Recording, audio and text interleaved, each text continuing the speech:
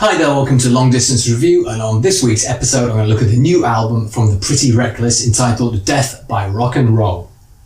This will be the Pretty Reckless's fourth studio album, and they've now been around for over a decade, and they've had a stable lineup for all that period of time. So really, we should maybe know them more than just Taylor Momsen and Friends, but that's kind of what it is. They are fronted, as I've just alluded to, by the ex-Gossip Girl actress, ex-child actress, ex-model, Taylor Momsen. And my question is, would we really care about this band if it wasn't for the fact it was fronted by her? I don't know. I'll be honest with you, I don't think we would care as much, put it that way. Personally, I've got no problem with the band focusing on Taylor Momsen as a selling point for the band, because really, that's what they do, and they have done for a decade, because name me the other members, but if you said to someone, the Pretty Reckless, they will all go, oh yeah, Taylor Momsen. So I've got no problem with that. They're obviously doing it as a selling point, and why not? They're using her fame, she's using her sex appeal and her fame for attention, for media attention, for fans, and many artists in the music industry do exactly the same. The pop world is littered with people doing the same. Miley Cyrus, Madonna did it in the 80s and 90s. And really, who cares if she uses her sex appeal and her fame for media attention? Plenty of other artists in the heavy metal world have used gimmicks. Marilyn Manson did when he first came out. Would we care about Marilyn Manson if it wasn't for the fact he looked the way he did, he acted the way he did, he said the things he did when he first came out? Would Slipknot be one of the biggest heavy metal bands in the world if it was for the fact that they wore masks and had this chaotic stage live show? Would we care as much? Would they be as big as they are nowadays if it wasn't for that? Probably not. So publicity doesn't hurt, and using these things to your advantage certainly doesn't hurt. So really, what issue do we have with a female who fronts a rock band using her own appeal to help boost the popularity of the band and the attention for the band? Who cares? They do it all the time. So, and in this world, in this music industry that's so cutthroat and so fickle in its nature, use all the help you can get. So really, all the talk about Taylor Momsen as a person, as the actress, as the famous person in the band, I think that debate should just be left alone for this, really. It shouldn't matter. She's a female, she's attractive, she uses that to help sell the band, and the band uses it to their advantage. So what? Get over it. The point I'm going to make, though, is because of all this, the music needs to stand up behind it. Otherwise, it really is just someone flogging an image or a face. So the point is, there's all these other bands and all these pop artists I've mentioned who do similar things. Their music does stand up behind it. So really, you need to have the music to back it up.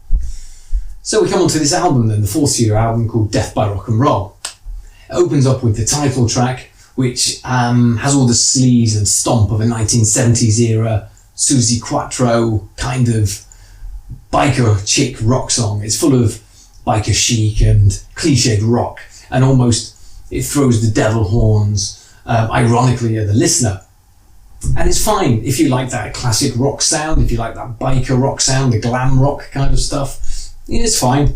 And then you get the second and third track on the album, which I think is markedly improved, actually. You get the second track called Only Love Can Save Us Now, which has this Danzig-style riff in it, and this hooky chorus that works quite well. And then you get the third song called And So It Went, which was a single for the album, and it's just a real stomping number. And I think it's the best out-and-out rock song, like heavy rock song on the album. Monsoon really lets her vocals strain and her emotions surface on that song. And it works really well. It's got Tom Morello actually on that song as well, him of Rage Against the Machine fame, the guitarist from Rage Against the Machine, who has this distinctive guitar tone which is used not at all on that song. So no idea really. I mean, you can tell me Tom Morello's on that song, I wouldn't have guessed. The song after actually is my favourite song on the album, a song called 25. And I think this is where the Pretty Reckless work really well. It's this haunting dirge of a song, almost like a James Bond theme. Her vocals work really, really well on it. She has a lot of sincerity in her voice and in her lyrics on that song as well. And I think that's what's needed with this band, because my issue with the band itself is the sincerity behind it, because they seem to be at times a pastiche of a rock band. They seem to have this well-trodden rock and roll cliche that they can follow at times, especially on tracks like the title track, and there's a couple of tracks later on in the album, Rock and Roll Heaven and Harley Darling, which really are rock and roll cliche songs. And I don't know at times if they're doing it ironically, or if they're doing it as like a tribute, or if that's what they're meant to be, they want to sound like. So to me, the band work best when they actually forge their own style and their own path. And they do on songs like 25, Got So High, and So It Went, and there's a bluesy number called Witches Burn, which I think is really good. But I also can't help but think I've heard a lot of this before. It sounds like a lot of other things. There's a song like My Bones, which has this pace change in it that reminds me of Danzig's song 777. It's got a lot of Beatles piano involved in some of their songs. There's a lot of Beatles nods. There's a lot of gothic little licks and riffs that remind me of Marilyn Manson. There's stuff that's almost like Nickelback and Shinedown at times, and obviously being the female-fronted rock band, there's a lot of comparisons to stuff like Hailstorm. So, to me, again, when the band leave the cliches behind a little bit and do their own stuff, it works pretty well. There's a song like Got So High, which I think is a really, really good song. And on that song, it's quite a minimalistic song, but I've realised the most interesting part of the band is Momsen's vocals. Let's face it, the production knows it, because it pushes her vocals really high and front and centre in the mix, almost like we all forgot what the selling point of the band was, because musically it's not exciting, but her voice is very, very good. So it works well when they use her as the main selling point, like they want to, kind of thing. And when you've got a powerhouse vocalist like her, why not? Do it. The album itself is quite front-loaded though, or front 2/3 loaded, let's say, because by the end of the album, I think the last 4 tracks on the album, they are forgetful at best, cringeworthy and skippable at worst. You've got a song like Standing at the Wall, which it aims for gut-wrenching emotion and manages to just come across as dull. You get a song like Turning Gold, which is just a bog-standard rock song, which is like a poor man's cousin to the stuff they did earlier on the album.